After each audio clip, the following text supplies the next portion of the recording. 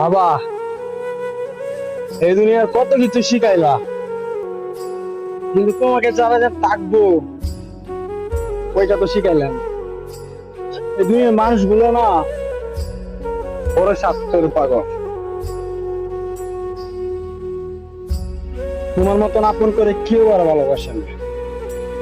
আমার প্রত্যেকটা কষ্টে সুখে টেনশনে ডিপ্রেশনিতে যে কষ্টটা উপভোগ করতাম না বাবা, সেটা একমাত্র তুমি হালকা করে দিতে। তুমি বলতা বাবা, যেদিন আমি থাকবো না সেদিন বুঝবি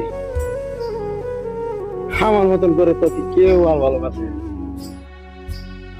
আজ কতদিন হয়ে গেল বাবা, তোমার হাতটা ধরে দেখতে পারি নাই। আজকে আমার জীবনের অনেক সুখের একটা দিন থাকবো আল্লাহর রহমতে। কিন্তু আমার মনে একটা কষ্ট কি জানো, যে আমার এই সুখের দিনে তুমি পাশে ছিলে।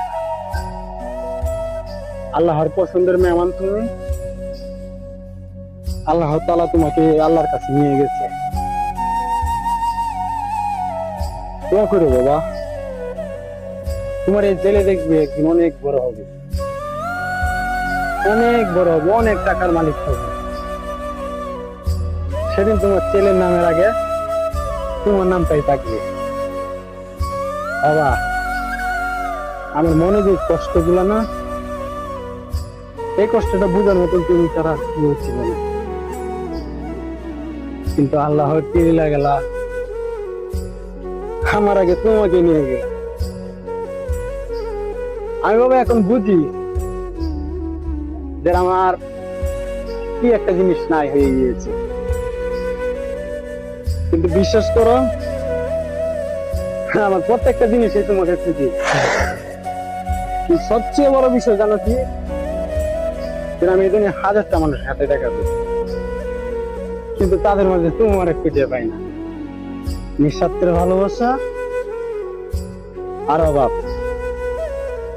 এটাকে পূরণ করতে পারবে না একমাত্র তুমি ছাড়া। আল্লাহ, আপনি আমার বাবাকে জান্নাতুল ফেরদৌস দান করেন। আমিন।